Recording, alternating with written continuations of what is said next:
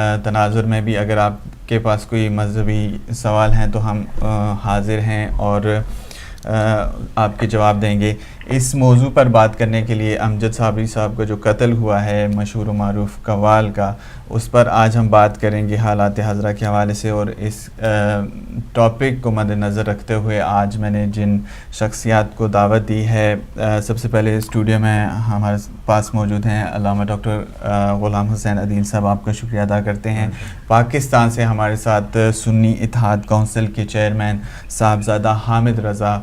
صاحب ہمارے ساتھ موجود ہیں، آپ کے بھی بہت شکر گزار ہیں کہ آپ نے ہمیں وقت دیا۔ اس کے ساتھ لنڈن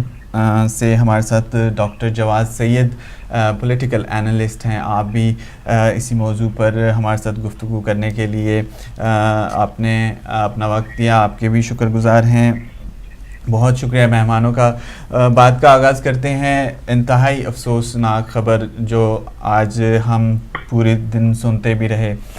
بات کا آغاز میں سنی اتحاد کونسل کے چیئرمین صاحبزادہ حامد رضا سے شروع کروں گا۔ پہلے تو آپ کا بہت شکریہ کہ آپ نے ہمیں وقت دیا۔ صاحبزادہ حامد رضا صاحب، آپ دیکھتے ہیں کہ پاکستان میں جاری،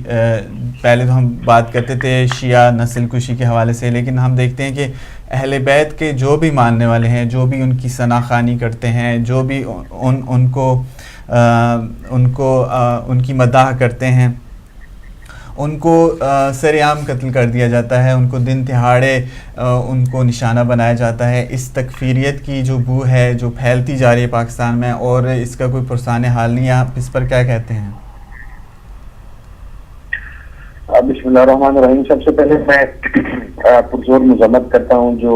امجد صابری صاحب کو آج شہید کیا گیا، جس بہیمانہ طریقے سے انہیں شہید کیا گیا، اور میں ان کے اہل خانہ سے، ان کے دوستوں سے، ان کے عزیز و اقربا سے اس پر تعزیت کرتا ہوں۔ اور آج یقیناً پاکستان کی فضا جو ہے وہ بڑی سوگوار ہے اور ہم ان کے غم میں برابر کے شریک بھی ہیں۔ لیکن اس طرح کہ آپ نے انٹرو میں یہ بات بیان کی کہ پاکستان کے اندر جو بھی آواز جو خدا اور اس کے نبی حضرت محمد مصطفیٰ صلی اللہ علیہ وسلم، خلفاء راشدین، صحابہ اکرام رضوان اللہ تعالی علیہم اجمعین یا اہل بیت کی محبت کے حوالہ سے اٹھتی ہے، اس کو ٹارگٹ کلنگ کا نشانہ بنا دیا جاتا ہے۔ یہ بدقسمتی ہے کہ پاکستان کے اندر، چونکہ ہم بہت عرصے سے بات کہتے چلے آ رہے ہیں کہ خصوصاً مڈ 80s میں پاکستان کے اندر جو یہ رجحان شروع ہوا تکفیریت کا، اور پھر اس نے پاکستان کے اندر اپنی جڑیں پکڑیں، اور اس کے اندر یقیناً پاکستان کی ریاستی سرپرستی شامل تھی۔ یہاں پر جو سول حکومتیں آئیں انہوں نے اپنی سیاسی مقاصد کے لیے ان جماعتوں کو سپورٹ کیا جو تکفیریت کی علمبردار ملیٹنٹ آرگنائزیشنز کے پولیٹیکل ونگ ہیں یا ان کا چہرہ ہے۔ یہ تقریباً 25-30 سال کا مسئلہ ہے جو پاکستان کے ساتھ چلا آ رہا ہے، اور پاکستان میں تو ہمیشہ یہ کہتا ہوں کہ کوئی بھی ایسی آواز جو نبی پاک کی گستاخی کے حوالہ سے ہو، یا جو اہل بیت کی گستاخی کے حوالہ سے ہو، یا جو صحابہ کے کام یا خلفاء راشدین کی گستاخی کے حوالہ سے ہو، کبھی ان کے حوالہ سے ہم نے اس قسم کی خبر نہیں سنی کہ ان کو مار دیا گیا۔ اس کا مقصد یہ ہے کہ پاکستان کے اندر صرف وہ مخصوص آواز جسے آپ کہہ لیں کہ وہ اسلام کی حقیقی میسج کو لوگوں تک پہنچاتی ہے، جو امن کا ہے، جو محبت کا ہے، جو اسپرچولیزم کا ہے، جو صوفیزم کا ہے، اس آواز کو وہ کسی بھی صورت میں ہو، وہ مذہبی لوگ ہوں، وہ سیاسی لوگ ہوں، یا وہ لوگ جو ہماری جو انڈسٹری ہے اس سے ریلیٹڈ ہوں، وہ قوال ہوں، وہ نعت خواں ہوں، وہ ثنا خان ہوں، آپ کو وقتاً فوقتاً یا ایون ان کا تعلق سول سوسائٹی سے ہو، وقتاً فوقتاً ان کی شہادتوں کی صورت میں ہمیں یہ اطلاع بھی ملتی رہتی ہے اور ہم یہ معاملہ دیکھتے ہیں۔ میں سمجھتا ہوں کہ پاکستان میں اس کی بنیادی وجہ یہ ہے کہ پاکستان میں سول حکومت ڈیلیور کرنے میں مکمل طور پر ناکام ہو چکی ہے۔ اور دیکھیے معاملہ بہت حساس ہے، آپ کو دنیا میں کوئی بھی ایسا ملک نظر نہیں آئے گا جہاں پر کوئی اس قسم کا پریسیڈنٹ سیٹ ہو کہ اس ملک کا وزیر اعظم یا اس ملک کا سب سے بڑے صوبے کا وزیر اعلیٰ وہ ایک ماہ کے لیے ملک سے غیر حاضر ہوں، اور آپ کا بجٹ، آپ کی نیشنل کیبنٹ کا اجلاس، آپ کی صوبائی کیبنٹ کا اجلاس، آپ کے انتظامی اجلاس یہ ویڈیو لنک کے ذریعے ہو رہے ہوں۔ یہ بیسیکلی اگر دیکھا جائے تو ہم اسے ڈیموکریسی کے چہرے پر ایک کالا دھبا سمجھتے ہیں، یہ شخصی آمریت ہے۔ ڈیموکریسی کی کوئی بھی شیپ ہو، ڈیموکریسی کے اندر آمریت کی گنجائش نہیں رہتی۔ پاکستان میں چونکہ اکثر فوجی آمر کے حوالے سے بات کی جاتی ہے، لیکن پاکستان میں کبھی بھی ڈیموکریٹک آمریت کی بات نہیں کی گئی۔ یہاں پر جو پارٹیز، پولیٹیکل پارٹیز حکومتوں میں وقتاً فوقتاً آتی رہتی ہیں، ان کے جو سربراہان ہیں جو وزراء اعظم کے لیے یا صدر مملکت کے لیے اپوائنٹ کیے جاتے ہیں، وہ الیکٹ ہو کے آگے آتے ہیں، ان کا رول بھی کسی فوجی آمر سے کم نہیں ہے، بلکہ ان سے زیادہ خطرناک ہے کہ وہ ڈیموکریسی کو اپنے آمرانہ مقاصد کے لیے استعمال کرتے ہیں۔ پاکستان کے اندر جو موجودہ مسلم لیگ نواز کی حکومت ہے، یہ بات کسی شخص سے بھی ڈکی چھپی نہیں کہ ان کے دہشت گرد تنظیموں کے ساتھ، ان کے ملیٹنٹ آؤٹ لیٹس کے ساتھ، ان کے بینڈ آؤٹ لیٹس کے ساتھ قریبی تعلقات ہیں، نہ صرف ان کے وزراء کے بلکہ سربراہان مملکت کے۔ نواز شریف صاحب کی اسامہ بن لادن سے جو معاملات تھے وہ ساری دنیا جانتی ہے۔ اسامہ بن لادن ساری دنیا کے لیے دہشت گرد تھا، لیکن نواز شریف صاحب ان کے ساتھ تعلقات تھے۔ یہی پنجاب کے وزیر اعلیٰ تھے جو لاہور میں جامعہ نعیمیہ میں فرماتے تھے کہ طالبان باقی صوبوں میں بے شک مارتے رہیں، لیکن جن صوبوں میں ہماری حکومت ہے وہاں پر ہمیں ڈسٹرب نہ کریں، یعنی ان سے ریکویسٹ کی جاتی تھی۔ اسی طریقے سے ان کے جتنے بھی وزراء ہیں وہ تکفیری سوچ کو پروان چڑھانے والے لوگ ہیں۔ ایسی ہر وہ آواز جو ایک معتدل آواز ہو، جو طبقہ معاشرہ کے اندر ایک اعتدال قائم کرے، جو معاشرہ کے اندر رواداری کو فروغ دے، جو معاشرہ کے اندر ایک اختلافات کو برداشت کے ساتھ سننے کی بات کرے، اس آواز کو پاکستان کے اندر بڑے سسٹمیٹک طریقے سے خاموش کر دیا جاتا ہے۔ بہت اہم بات کی ہے آپ نے، بہت ہی اہم بات کی ہے کہ ڈاکٹر صاحب کو میں شامل کرتا ہوں آپ کی اجازت سے اور ڈاکٹر جواد سعید کی اجازت سے۔ میں علامہ ڈاکٹر غلام حسین عدیل صاحب کو شامل کرتا ہوں۔ ڈاکٹر صاحب، ایک بہت اہم نقطہ ہے کہ پاکستان میں جو بھی معتدل آواز ہوتی ہے اس کو خاموش کر دیا جاتا ہے، اور آج بھی ہم نے دیکھا کہ ایک ایسا شخص جس کا کام ہی صرف نعت، حمد اور قوالی یا لوگوں کو جوڑنے کا کام تھا، اس آواز کو خاموش کر دیا گیا۔ آپ اس پر کیا کہتے ہیں؟ بسم اللہ الرحمن الرحیم۔ سب سے پہلے تو ہدایت ٹی وی کی طرف سے اور پوری ٹیم اور مینجمنٹ کی طرف سے مذمت کرتا ہوں ہمارے جو امجد صابری صاحب کا ان کی شہادت ہوئی ہے۔ اللہ سبحانہ و تعالیٰ انہیں اجر عظیم عنایت فرمائے، اور جو مدح خوانی کرتے تھے اہل بیت کی اور اس شان کی، اللہ سبحانہ و تعالیٰ انہیں جوار رحمت میں جگہ عنایت فرمائے، اور ان کے جتنے لواحقین پسماندگان ہیں انہیں صبر جمیل عنایت فرمائے۔ میں یہ ضرور عرض کروں گا کہ پاکستان کی جو تاریخ اور بالخصوص کہ جو آخری 3 دہائیاں ہیں کہ جہاں پہ یعنی یہ اصل میں کوئی نئی چیز نہیں، یہ اسی دہائیوں کی جو ہے نا وہ ایک اکائی ہے کہ جو آج بھی امجد صابری صاحب کی شہادت کی صورت میں آئی ہے، اور یہ گورنمنٹ کی پوری ناکامی کی صورت کو یا ناکامی کے اوپر دلیل ہے، اس وجہ سے کہ گورنمنٹ کا کام ہے کہ اپنے جتنی عوام ہے اس کی حفاظت کی جائے۔ اور جہاں تک رہ گئی کہ چونکہ ایک پولیٹیکل سیناریو جو اس وقت کریٹ کیا گیا اور اس کا تعلق بالخصوص اسلام کی جو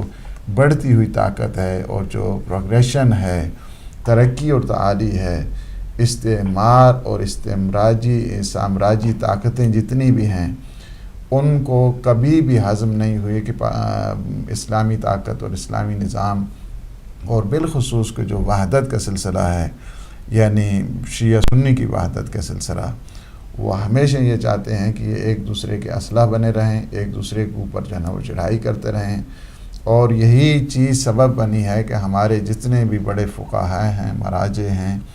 مجتہدین ہیں، انہوں نے فتویٰ دیا ہے اسی بات، جس طرح آیت اللہ العظمیٰ سیستانی ہیں، آیت اللہ العظمیٰ خمینائی ہیں، کہ جو بھی شیعہ اور سنی کے مقدسات کو یعنی اہانت کرتا ہے وہ فعل حرام کام انجام دے رہا ہے۔ پوری طاقت لگائی سامراج نے کہ کسی لحاظ کے ساتھ اس جو ترقی ہے اسلام کی اس کو روکا جائے۔ اس کے سامنے انہوں نے صد بنانے کے لیے ہماری جتنی شخصیات ہیں، خواہ وہ علمی ہیں، خواہ وہ فکری ہیں، خواہ وہ معاشی ہیں، خواہ وہ معاشرتی ہیں، اس وجہ سے ان کو ٹارگٹ کیا گیا ہے تاکہ ان کے آپس میں ان کی جو طاقت ہے اس کو کمزور کیا جائے۔ پچھلے دنوں آپ دیکھیں خرم زکی کا جو واقعہ ہوا، آج دیکھیں یہ جو واقعہ ہے، یہ عظیم واقعات ہو رہے ہیں، اور یہ انہی کا کام ہے کہ جو انہیں تھوڑا مسلمان کہہ سکتے ہیں آپ، کہ جو ماہ مبارک رمضان کی جس کی حرمت، اللہ کے مہمانوں کا جو احترام نہیں کرتے ہیں، انہیں آپ کہیں گے کہ یہ کوئی مسلمان ہیں یا ان کا تعلق کوئی اسلام سے ہے. ان کا کوئی تعلق اسلام کے ساتھ نہیں ہے، بلکہ اسلام کو بدنام کرنے والی طاقتوں کے ساتھ ان کا سلسلہ جڑا ہوا ہے، اور جن کی وجہ سے آج یہ دیکھیں کہ یہ بد امنی ہے، یہ بد اعتدالی ہے دنیا میں. جہاں جہاں پہ بھی دیکھیں یہ جو تکفیری ہے، تکفیری سلسلہ جہاں پہ بھی ہے، اس کا تعلق اسلام کے ساتھ نہیں ہے، نہ اس کا تعلق سنی شیعہ کے ساتھ جوڑا جا سکتا ہے. آج میں یہ بھی عرض کر دوں کہ یہ جتنی بھی پاکستان کے اوپر دہشت گردی کارروائیاں ہیں، اس کا تعلق کوئی سنی شیعہ تنظیموں کے ساتھ نہیں ہے، اس کا تعلق جو ہے نا یہی تکفیریت کے ساتھ ہے.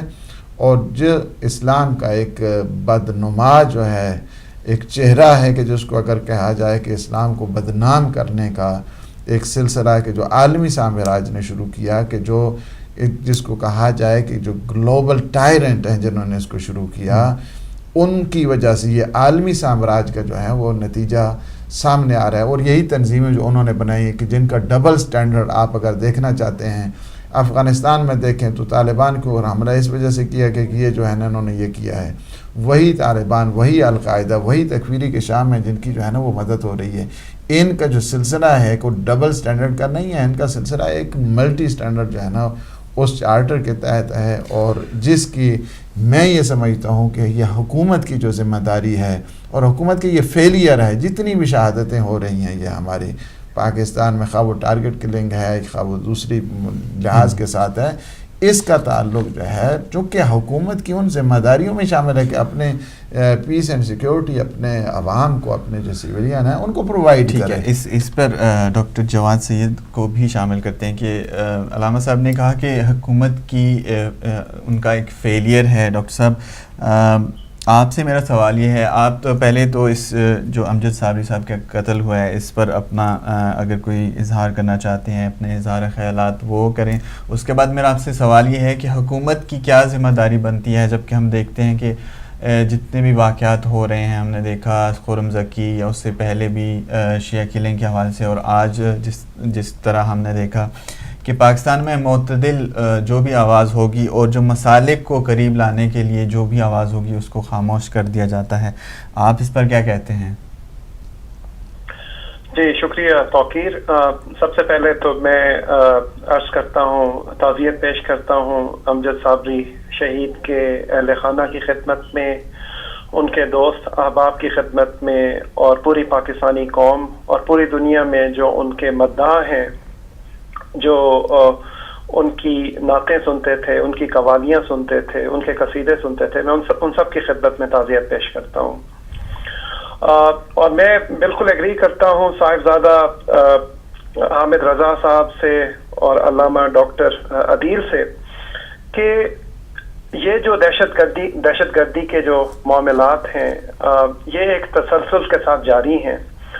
اور واضح طور پر لگتا ہے کہ ریاست اور حکومت دونوں ناکام ہو چکے ہیں ان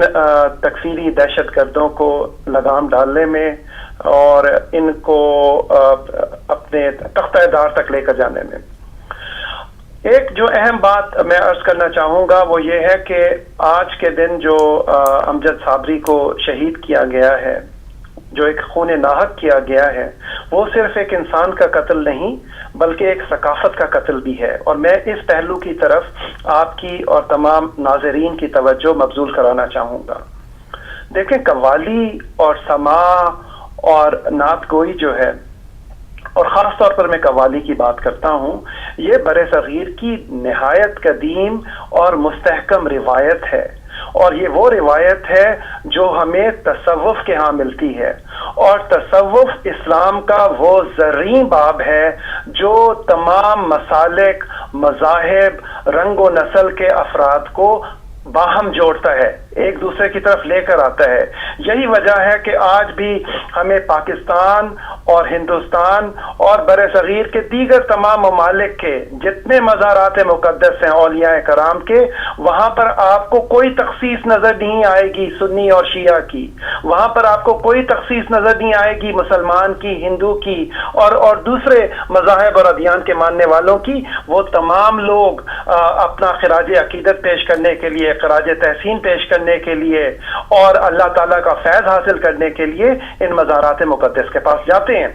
اور قوالی وہ صنف ہے جو بدقسمتی سے پچھلے 30-40 سالوں سے، جیسا کہ صاحبزادہ صاحب نے فرمایا کہ جب سے تکفیریت کو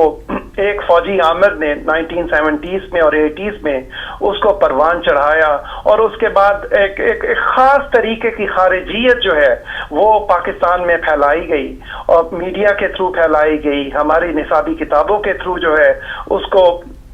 پھیلایا گیا، تو اس سے یہ ہوا کہ یہ جو ہماری تکثیریت تھی، جس کو ہم پلورلزم کہتے ہیں، جس کو ہم ڈائیورسٹی کہتے ہیں، جو کہ جس کا ایک بہت اہم مظہر تصوف ہے، اس کے جتنے بھی سمبلز تھے ان کو کرٹیل کر دیا گیا، ان کو نقصان پہنچایا گیا۔ تو آج جو ہے امجد صابری کا جو قتل ہوا ہے وہ ہمیں صرف ایک شخص کا قتل نہیں دیکھنا چاہیے، بلکہ ہمیں یہ دیکھنا چاہیے کہ بر صغیر کے سب سے مقبول قوال کو قتل کر دیا گیا۔ بالکل قوالی کی جو ایک صنف تھی جو تمام مسلمانوں کو بلکہ تمام انسانوں کو اللہ کے ساتھ، روحانیت کے ساتھ جوڑتی تھی، اس کے مظاہر کو ایک ایک کر کے جو ہے ختم کیا جا رہا ہے۔ اور میں عرض یہ کرتا ہوں کہ اس قتل کو صرف آج کے دن تک محدود کرنا ٹھیک نہیں ہوگا، بلکہ میں اس قتل کو جوڑتا ہوں جو آج سے کئی سال پہلے نشتر پارک میں قتل عام ہوا تھا، جہاں پر ہمارے علماء کرام کو جو عید میلاد النبی کی ایک تقریب میں جمع تھے اور آقا کریم صلی اللہ علیہ وآلہ وسلم ان کی شان میں اپنا ہدیہ عقیدت پیش کر رہے تھے، ان کو ان تکفیری خوارج نے نشانہ بنایا۔ یہ وہی تکفیری خوارج ہیں جنہوں نے لاہور میں ڈاکٹر سرفراز نعیمی کو شہید کیا، یہ وہی تکفیری خوارج ہیں جنہوں نے ہر مذہب، ہر مسلک کے شخص کو شہید کیا اور قتل کیا صرف اس بنیاد پر کیونکہ انہوں نے طالبان کے اور ان کی جو باقی دیگر تکفیری خوارج کی جو تنظیمیں ہیں ان کے مشن کی حمایت کرنے سے انکار کیا تھا۔ تو یہ ایک تسلسل ہے اور پوری ذمہ داری بنتی ہے ریاست کی کہ زبانی جمع خرچ اور زبانی مذمت سے کچھ نہیں ہوگا۔ اب مجھے یقین ہے کہ صاحبزادہ صاحب اس موضوع کے اوپر پہلے بات کر چکے ہیں اور اب بھی کریں گے کہ کھلے عام کل عدم دہشت گرد تنظیمیں دندناتی پھر رہی ہیں۔ کہاں ہے نیشنل ایکشن پلان؟ میں یہ عرض کرتا ہوں کہ طالبان کا تو فقط نام ہے، لیکن جو ہمارے سامنے شہری علاقوں میں کل عدم دہشت گرد تنظیمیں دندناتی پھر رہی ہیں اور جلوس نکالتی ہیں، جلسے کرتی ہیں، وہاں ان کے اوپر نیشنل ایکشن پلان عمل کیوں نہیں کرتا؟ اگر امجد صابری کے قاتلوں کی نشاندہی کرنی ہے تو سب سے پہلے کراچی میں اور کراچی سے لے کے جھنگ سے لے کے پشاور سے لے کے کوئٹہ جتنے کل عدم دہشت گرد تنظیموں کے جو سربراہ ہیں اور جو ان کے کارکنان ہیں اور خاص طور پر جو ان کے رہنما ہیں ان کو پکڑ کے جیلوں میں ڈالا جائے۔ ٹھیک ہے، اس پر بات کرتے ہیں۔ ابھی میں ڈاکٹر صاحب آپ کی اجازت سے لیتا ہوں صاحبزادہ حامد رضا صاحب کو۔ آپ سے سوال یہ ہے صاحبزادہ صاحب کہ ہم دیکھتے ہیں کہ شیعہ کلنگ یا دوسرے جتنے بھی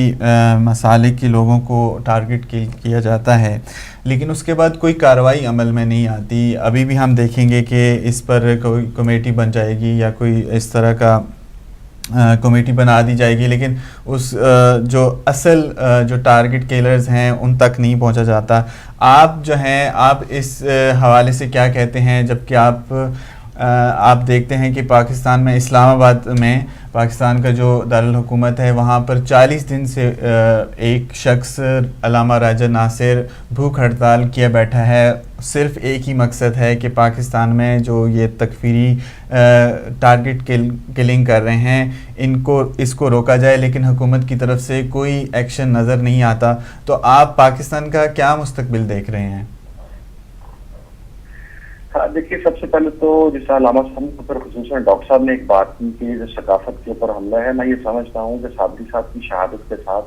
اور میرا مکمل اتفاق ہے ڈاکٹر صاحب سے کہ بہت ڈیمیجنگ تباہ کن نتائج نکلیں گے اس انڈسٹری کے لیے بھی، جو ہمارے قوال ہیں، جو ہمارے ثناء خان ہیں، اب ان کے لیے پہلے شاید اہل سنت کی اور اہل تشیع کی پولیٹیکل لیڈرشپ یا ریلیجس لیڈرشپ نشانہ ہوتی تھی، یا مزارات اور امام بارگاہیں نشانہ ہوتے تھے، لیکن اب اگر ثقافتی جو ہمارے امبیسڈرز ہیں ان کو اس طریقے سے شہید کیا جائے گا تو یقیناً اس کے تباہ کن اثرات ہماری اس ثقافت کے پہلو پر بھی پڑیں گے۔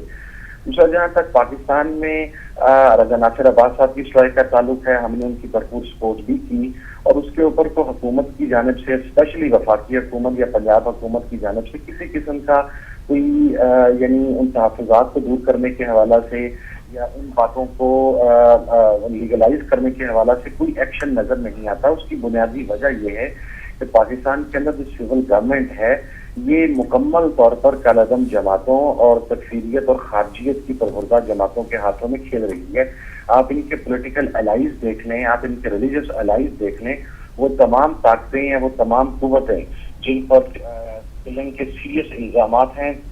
جن پر پاکستان اور اسلام کو نقصان پہنچانے کے سیریس الزامات ہیں، وہ اس وقت موجودہ حکومت کے الائز کے اندر موجود ہیں۔ میں نہیں سمجھتا کہ صابری صاحب کی شہادت کے اوپر بھی حکومت کسی قسم کا کوئی ایکشن اٹھائے گی۔ اور اب دیکھیے نا کہ اسلام آباد کے اندر ایک لال مسجد کا خطیب ہے، اس کے اوپر ایک FIR کٹتی ہے، لیکن ہمارے ملک کے وزیر داخلہ جو ہیں وہ on the floor of the house آ کر جھوٹ بولتے ہیں کہ ان کے اوپر کوئی FIR نہیں ہے۔ اب مجھے یہ بتلایا جائے کہ اگر ایک شخص کو اشتہاری قرار دیا جاتا ہے عدالت کی جانب سے تو بغیر FIR کے تو وہ شخص اشتہاری نہیں ہو سکتا، لیکن آپ کا وزیر داخلہ on the floor of the house اتنا بڑا جھوٹ بولتا ہے کہ ان کے خلاف کوئی FIR نہیں ہے۔ میرا سوال ہے کہ اگر FIR نہیں ہے تو وہ اشتہاری کیسے ہو گئے؟ جی جی، تو یہ حکومتی سرپرستی حاصل ہے اور یہ حکومتی سرپرستی حاصل بھی رہے گی۔ اس کی ایک بنیادی وجہ یہ بھی ہے کہ پاکستان کے اندر ریسنٹ ایرا کے اندر اسپیشلی تقریباً آپ کہہ لیں لاسٹ 10-15 ایئر اسپیشلی جو حکومتیں یہاں پر آئی ہیں وہ انفارچونیٹلی سعودی عرب کے انفلوئنس میں ہے۔ میں معذرت کے ساتھ مجھے یہ بات کرنا پڑتی ہے کہ پاکستان کے اندر میں کو مقصد ہے شاید یہ کہہ دیا جاتا ہے کہ یہ سیکٹیرین میں سیکٹیرین نہیں، جب آپ کے سامنے ایک حقیقت اظہر من الشمس ہو یا کھلی کتاب کی مانند موجود ہو تو آپ کو اس حقیقت کو بیان کرنا پڑتا ہے، اور وہ حقیقت یہ ہے کہ پاکستان کے اندر سیکٹیرینزم کو پروان چڑھانے کے اندر سعودی عرب کا بنیادی کلیدی کردار ہے، کیونکہ یہ رپورٹس آپ پاکستانی ایجنسیز کی رپورٹس کو چھوڑ دیں، پاکستانی اداروں کی رپورٹس کو چھوڑ دیں، اگر آپ یونائٹڈ نیشنز کی رپورٹ پڑھیں پاکستان کے حوالہ سے تو بھی اس میں پاکستان میں جو ملیٹنٹ آؤٹ لیٹس ہیں اس کے حوالے سے سعودی عرب کا کردار ڈسکس کیا جاتا ہے، یونائٹڈ اسٹیٹس کی رپورٹس پڑھ لیں تو اس کے اندر بھی ان کا کردار ڈسکس کیا جاتا ہے۔ اور ایک انفارچونیٹلی پاکستان میں ایک پریسیڈنٹ سیٹ ہو چکا ہے اسپیشلی موجودہ حکومت کے اندر کہ ہر کام کو فوج کے اوپر چھوڑ دیا جائے۔ دیکھیں کراچی میں امن کا معاملہ ہو تو وہ رینجرز کرے، آپریشن ضرب عضب ہو تو وہ فوج کرے، آپریشن ضرب عضب کے وہ میتھڈ جو سول حکومت نے دیکھنے ہیں اگر ان کے اوپر امپلیمنٹیشن کا پرابلم ہو تو وہ بھی فوج دیکھے۔ ابھی پاکستان کا جو خارجی محاذ ہے جس طریقے سے ہندوستان نے پاکستان کو چاروں شانے چت کیا ہے ہماری خارجہ پالیسی کے حوالہ سے، اس کے اوپر بھی ہماری حکومت خاموش ہے، یہ کام بھی فوج کرے، اگر ٹارگٹ کلرز کو پکڑے تو بھی فوج پکڑے۔ میرا سوال یہ ہے کہ فوج کیا کیا کرے؟ اب دیکھیں آپ کے ملک میں سیلاب آئے تو فوج، آپ کے ملک میں بارش آئے تو فوج، آپ کے ملک میں طوفان آئے تو فوج، آپ کے ملک میں لا اینڈ آرڈر کی سچویشن بنے تو فوج، آپ کے ملک کو بیرونی محاذ پر کوئی خطرہ ہو تو فوج، اندرونی محاذ پر کوئی خطرہ ہو تو فوج۔ وہ ایک ادارہ ہے، اس ادارے کا کام پاکستان کی جو سرحدیں ہیں ان کی حفاظت کرنا ہے، لیکن ہم نے اس ادارے کو میں یہ سمجھتا ہوں کہ ہماری جو سول حکومت ہیں یہ جس طریقے سے ڈس فنکشنل ہیں، یہ دراصل ہمارے اس ادارے کو تباہ کرنے کی یہ بھی ایک سازش ہے کہ بھائی ایک ادارے کو جو ایک اسپیسیفک کام کے لیے بنایا گیا ہے آپ اس کو اتنے محاذ کے اوپر انگیج کر دیں گے، وہ بیچارے کیا کریں گے؟ وہ اپنے جوانوں کی شہادتیں دے رہے ہیں، اپنے جوانوں کی لاشیں اٹھا رہے ہیں، وہ پاکستان کو سفارتی پالیسی خارجی محاذ سے تباہ ہونے کے بعد پاکستان کو سروائیو کروانے کی کوشش کر رہے ہیں، جو پاکستان کے ایران سے تعلقات خراب کرنے کی کوشش کی گئی موجودہ سول گورنمنٹ کی طرف سے، اب وہ بھی بیچاری ذمہ داری ان لوگوں کے کندھوں پر ہے۔ اگر افغانستان میں انڈیا کے ذریعے افغانستان پاکستان میں دار اندازی کرے، اس میٹر کو بھی انہوں نے دیکھنا ہے، کشمیر کا میٹر بھی انہوں نے دیکھنا ہے، LOC ہے، پھر پاکستان انڈیا کا بارڈر ہے۔ تو یعنی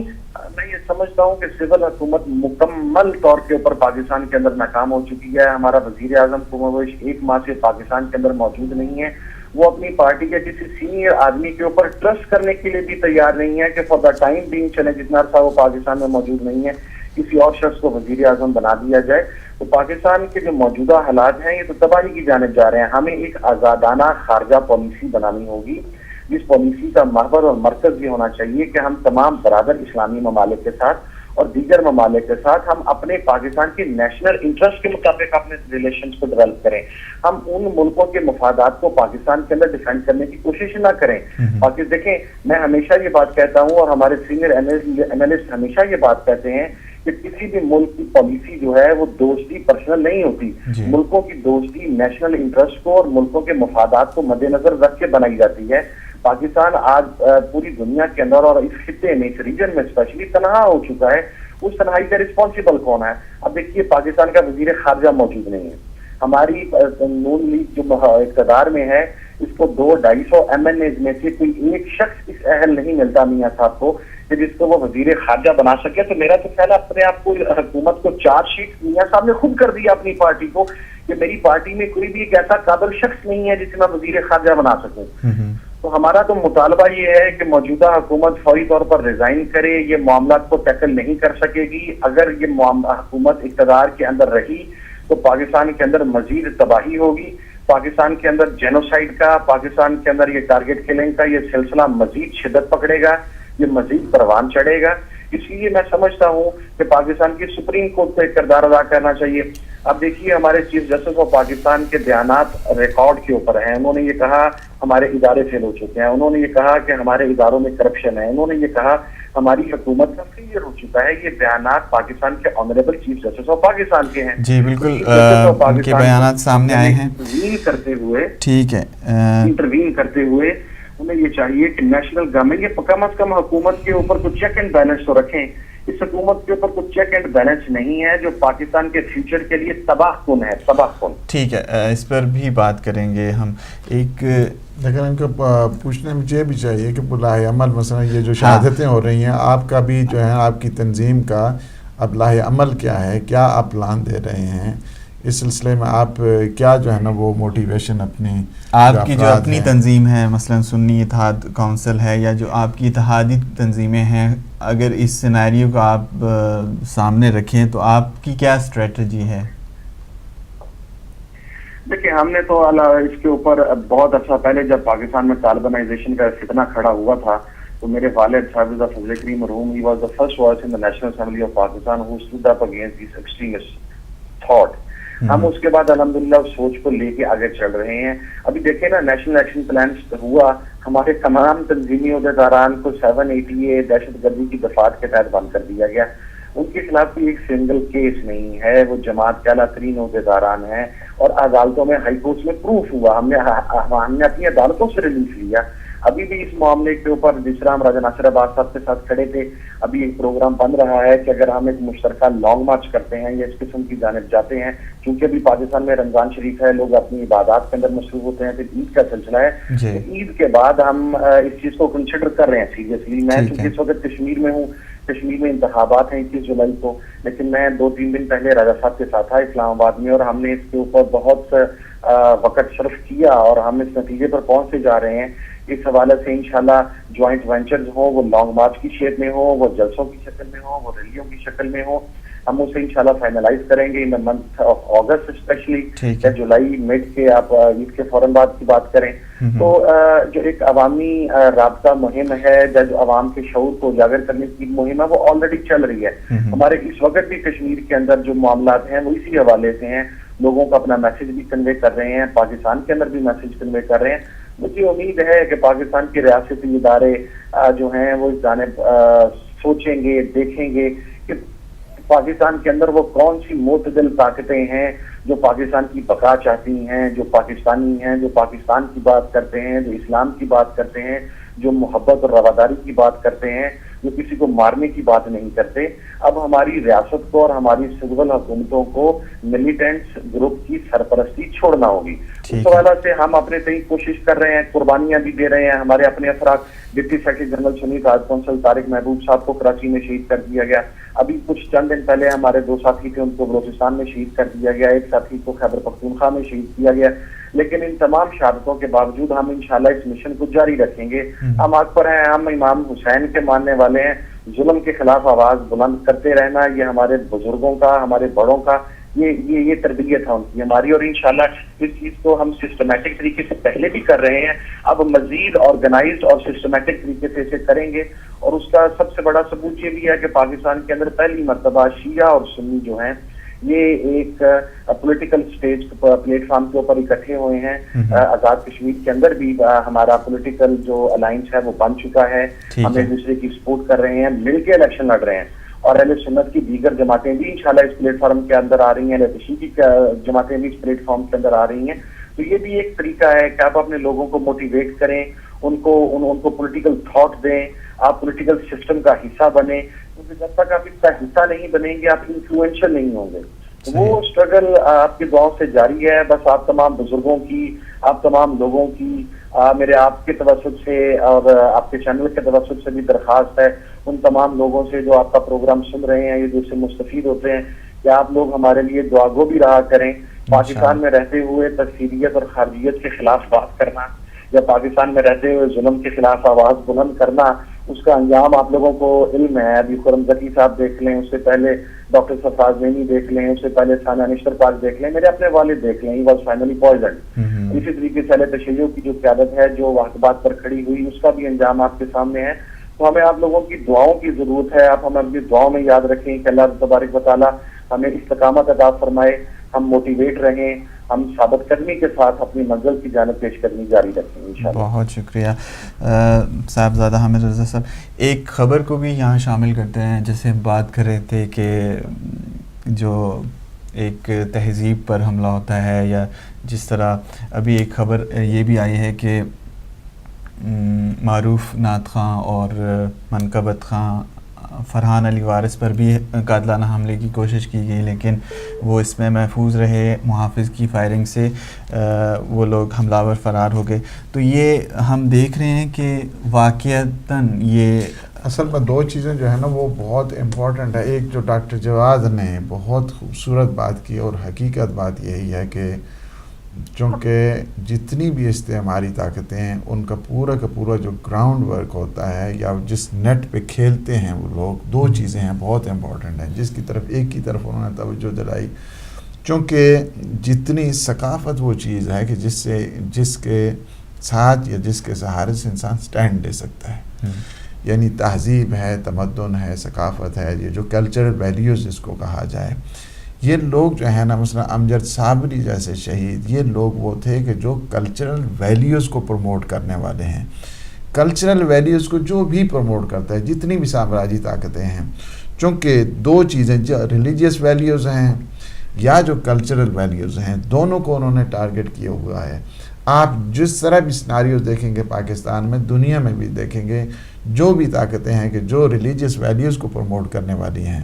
یا جو کلچرل ویلیوز کو پروموٹ کرنے والی ہیں، دونوں کو وہ ٹارگٹ کر رہے ہیں. کیوں ٹارگٹ کر رہے ہیں؟ اس کی وجہ یہ ہے کہ چونکہ ریلیجیس ویلیوز کی وجہ سے اور کلچرل ویلیوز کی وجہ سے انسان سٹینڈ لیتا ہے، قیام کرتا ہے، اس میں اپرائزنگ آتی ہے. جبکہ جتنی یہ شیطانی اور ایروگنٹ پاورز جو اس وقت ہیں وہ یہ ہے کہ تاکہ ان کو سلا دیا جائے قوم کو، اس قسم کے مختلف قسم کے حربے جو ہے نا کر کے لوگوں کو خوف کے اندر جو ہے وہ رکھا جائے. یہ ان کا پورا جو ہے نا وہ ہے. اور بہت خوبصورت بات جو خود ہماری محترمہ حامد رضا نے بھی کی ہیں، بہت اچھی. لیکن ایک چیز جو ہے نا ہمیں باہر کا جو وہاں پہ ظاہر ہے کہ اس منظر میں، اس میدان میں، ایک تو انہوں نے دعا کی اپیل بھی کی ہے کہ ہمارے جتنے ویورز ہیں ان کی سلامتی کے لیے، اور ہم سے بھی انہوں نے کہا ہے اللہ پاک انشاءاللہ جتنی بھی ہمارے یہ پازیٹیو سوچ والے ہیں، کام کرنے والے ہیں، میدان میں ہیں، فیلڈ میں ہیں، اللہ سبحانہ و تعالی انہیں سلامت رکھے اور آگے سے آگے جو ہے نا وہ بڑھ کے کام، یہ چونکہ ہمارا فریضہ بنتا ہے، یہ ہماری رسپانسبلٹی ہے. ہم یہاں پہ خود ہدایت ٹی وی پہ یہ گناہ سمجھتے ہیں کہ شیعہ سنی کی جو آپس میں باتیں ہوتی ہیں، ہم ایک ہیں، ہم آپس میں دست و بازو ہیں، ہم ایک دو آنکھوں کی مانند ہیں. لہٰذا یہ ساری جتنی بھی اس کو ڈسٹریکشن پیدا کی جاتی ہے یا اس میں جتنی بھی ایکسٹریمسٹ ایکٹیویٹی آتی ہیں یا ریڈیکلائزیشن آتی ہے، اس کا تعلق اسلام کے ساتھ نہیں ہے. ہم خرم ذکی کا واقعہ ہوا، وہاں پہ بھی ہم نے اظہار مذمت کے ساتھ ساتھ اپنے جو پروگرام کیے، ہم یہ یہاں پہ بیٹھ کے دور ہم یہ ثابت کر رہے ہیں کہ ہم آپ لوگوں کے ساتھ ہیں اور یہی چیز ہے کہ آج ہم ان کو آن لائن لے کے یہ بھی بتانے کے لیے کہ ہم میں شیعہ ہے یا سنی ہے، اس میں کسی چیز کی کوئی تفریق نہیں ہے، یہ آپس میں دست و بازو ہیں. یہ جتنی بھی ڈفرینسیشن پیدا کی جا رہی ہے، افتراق اور انتشار کی جو پالیسی ہے، یہ ساری طاغوتوں کی طرف سے ہے، اور طاغوتوں کے ہاتھوں میں جو کھیلنے والے یہ تکفیری ہیں یہ ان کی طرف سے ہے، تاکہ اسلام کے اس مقدس نام کو بدنام کیا جائے. یہ ٹھیک ہے. ڈاکٹر جواد سید، آپ سے میرا سوال پاکستان میں جو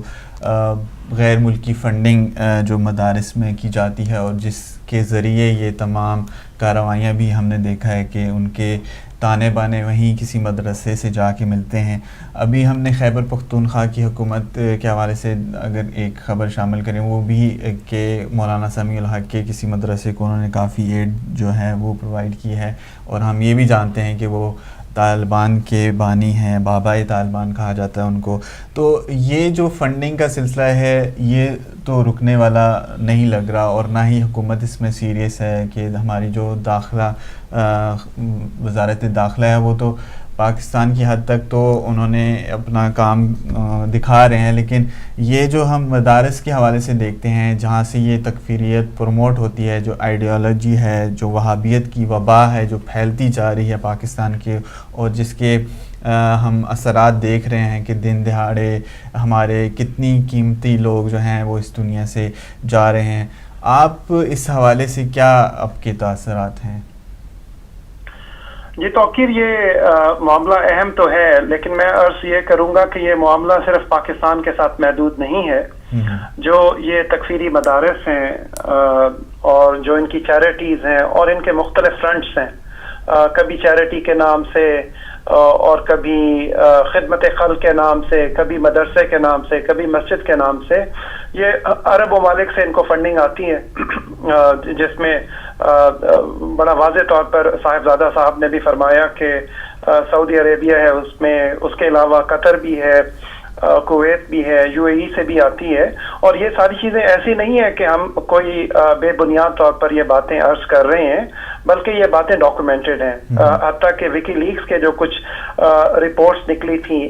یو ایس کیبلز جو لیک ہوئی تھیں، ان میں بھی یہ چیزیں ڈاکومنٹڈ ہیں. بلکہ قذافی کے دور میں لیبیا سے بھی امداد آتی تھی پاکستان کی ایک کالعدم تکفیری جماعت کو، اور کالعدم تکفیری جماعت کے سربراہ نے لیبیا کا دورہ بھی کیا تھا. ایک اور صاحب ہیں ماشاءاللہ بہت صحت مند ہیں، پنجاب سے ان کا تعلق ہے، وہ بھی لیبیا سے امداد وصول کرتے تھے. اور یہ ساری چیزیں جو ہے یو ایس جو لیکس تھی، وکی لیکس تھی، ان میں یہ ساری چیزیں ڈاکومنٹڈ ہیں. ٹھیک ہے. اب آتے ہیں اس بات کی طرف کہ اس کی روک کیسے کی جا سکتی ہے. آپ یہ ذہن کے اندر رکھیں، اور بلکہ میں آپ کے ساتھ ایک اور چیز اور ناظرین کے ساتھ اور صاحبزادہ صاحب کے ساتھ اور ڈاکٹر عدیل کے ساتھ شیئر کرنا چاہوں گا کہ کوئی 16 کے 17 اسکالرز ہیں، ایکڈیمکس ہیں، جنہوں نے پچھلے کوئی 2 سال ایک پروجیکٹ کے اوپر کام کیا. پوری دنیا کی یونیورسٹی سے ان کا تعلق ہے، امریکہ سے لے کے پاکستان، برطانیہ، آسٹریلیا تک، نیوزی لینڈ تک. اور یہ کوئی 16-17 ایکڈیمکس ہیں، انہوں نے اس چیز کے اوپر ریسرچ کی کہ جو پاکستان میں دہشت گردی ہو رہی ہے اور پاکستان میں جو ٹیررزم ہو رہا ہے، اس کی روٹ کو آئیڈینٹیفائی کیا جائے کہ آئے دن لوگوں کی ٹارگٹ کلنگ ہو رہی ہے. مثال کے طور پر، واضح طور پر ہم نے جو اپنا ڈیٹا بیس کا انالیسس کیا اور جو ہم نے میکرو لیول ایسٹیمیٹس لگائے، اس سے یہ اندازہ ہوتا ہے کہ ہمارے جو اہل سنت بریلوی یا صوفی جن کو عالمی طور پر کہا جاتا ہے، صوفی اہل سنت کہہ لیں یا سواد اعظم اہل سنت کہہ لیں، وہ 40 سے 45 ہزار شہید ہو چکے ہیں پاکستان کے اندر گزشتہ 2 اشروں میں، اور 20 ہزار سے زائد اہل تشیع شہید ہو چکے ہیں. لیکن صرف یہ 2 کمیونٹیز نہیں کہ جن کو ٹارگٹ کیا گیا ہے، چونکہ ان کی تعداد زیادہ ہے. اہل سنت صوفی یا بریلوی جو ہے پاکستان کا سواد اعظم ہے، بہت بڑی اکثریت کے اندر ہیں، مسلمانوں میں بھی اور عام عوام میں بھی، تو اس لیے ان کی تعداد زیادہ ہے. اہل تشیع کی تعداد چونکہ کم ہے تو اس لیے ان کی جو ہے کم جو ہے ریلیٹیولی کہہ لیں 20 ہزار ہے، ان کے 45 ہزار ہیں. لیکن اس کے ساتھ ساتھ آپ کو مسیحی نظر آتے ہیں، مطلب کوئی 1200-1300 کے قریب ہمارے مسیحی جو ہیں ان کا جو ہے ان کو جو ہے قتل کیا گیا ہے، ان کا خون ناحق کیا گیا ہے. ہماری جو احمدی یا قادیانی برادری ہے، ان کے کوئی 100-150 کے قریب جو لوگ ان کے قتل کیے جا چکے ہیں. تو جو انالیسس تھا کوئی جو یہ جو ریسرچ ہوئی، بلکہ وہ ریسرچ جو ہے اب ایک کتاب کی صورت میں اگلے کوئی 3-4 ماہ میں سامنے آ رہی ہے، اور اس کتاب میں یہ واضح کیا گیا کہ جس بھی مسلک کے لوگ قتل ہوئے ہیں، جس بھی مذہب کے لوگ قتل ہوئے ہیں، قتل کرنے والے کا تعلق ایک ہی مسلک سے تھا۔ اب چونکہ ٹی وی کے اوپر لمیٹیشنز ہوتی ہیں، میں واضح طور پر بات تو نہیں کر سکتا، اور نہ ہی میرا کہنے کا مقصد یہ ہے کہ تمام دیوبندی جو ہے دہشت گردی کے اندر ملوث ہیں، خدا نخواستہ ایسی کوئی بات میں عرض نہیں کرنا چاہتا، لیکن یہ بات ضرور ہے کہ جتنے بھی لوگوں نے قتل کیا ہے ان کا تعلق کسی مسلک سے تھا، اس لیے بہت ذمہ داری عائد ہوتی ہے۔ اور میں ہاتھ جوڑ کر عرض کرتا ہوں ہمارے جو دیوبندی علماء ہیں اور جو مدارس چلانے والے ہیں کہ خدا کے واسطے آپ کے مسلک کے اندر جو میں چند کا لفظ یوز کر رہا ہوں، جو چند آپ کے مسلک کے اندر تکفیری خوارج جو وہابیوں کے ایجنٹس بنے ہوئے ہیں، جو استعماری طاقتوں کے ایجنٹس بنے ہوئے ہیں، اور جو بلا تخصیص سنی کو، شیعہ کو، ہندو کو، مسیحی کو، احمدی کو، شہری کو، فوجی کو اور پولیس والوں کو قتل کر رہے ہیں، خدا کے واسطے ان کو روکیں۔ مطلب یہ جو آگ آپ دوسروں کے گھروں میں لگا رہے ہیں، یہ آگ آپ کے گھر تک پہنچ سکتی ہے، یاد کریں۔ اور یہ میں ان کو اور ناظرین کو بھی یاد کرانا چاہتا ہوں کہ انہی تکفیری جو خوارج ہیں، ان کے ہاتھوں اعتدال پسند دیوبندی علماء بھی محفوظ نہیں رہے۔ آج سے کوئی 10 سال پہلے کم و بیش پشاور کے اندر ایک بہت بڑے عالم دین ہیں مولانا حسن جان، ان کو انہی لوگوں نے شہید کیا کیونکہ انہوں نے ان کے تکفیری ایجنڈا کی حمایت کرنے سے انکار کر دیا تھا۔ تو ریاست کی بہت بڑی ذمہ داری ہے کہ ریاست نہ صرف یہ ہے کہ اس طرح کی فنڈنگ کو روکے، بلکہ اس سے زیادہ اہم ذمہ داری یہ ہے کہ یہ جو لوگ ہیں ان میں اچھے اور برے دہشت گرد کی تمیز نہ کرے، ان میں اچھے اور برے طالبان کی تمیز نہ کرے، ان میں پاکستانی طالبان اور افغان طالبان کی تمیز نہ کرے۔ ابھی آپ دیکھیے 4 دن پہلے کی بات ہے، افغانستان میں 2 شہروں میں تقریباً ایک ہی وقت پر یکے بعد دیگرے خودکش دھماکے کیے افغان طالبان نے اور روزہ دار مسلمانوں کو شہید کیا۔ بدخشاں میں انہوں نے کیے حملے اور کابل میں حملے کیے، اور 22 سے زیادہ افراد جو ہے رمضان میں انہوں نے شہید کیے۔ تو آج اگر کوئی ہم سے یہ کہتا ہے کہ افغان طالبان اچھے ہوتے ہیں، کہاں سے اچھے ہوتے ہیں؟ آج تک آپ نے افغان طالبان کی طرف سے جو پاکستانی طالبان دہشت گردی کر رہے ہیں اور پاکستانی طالبان کی جو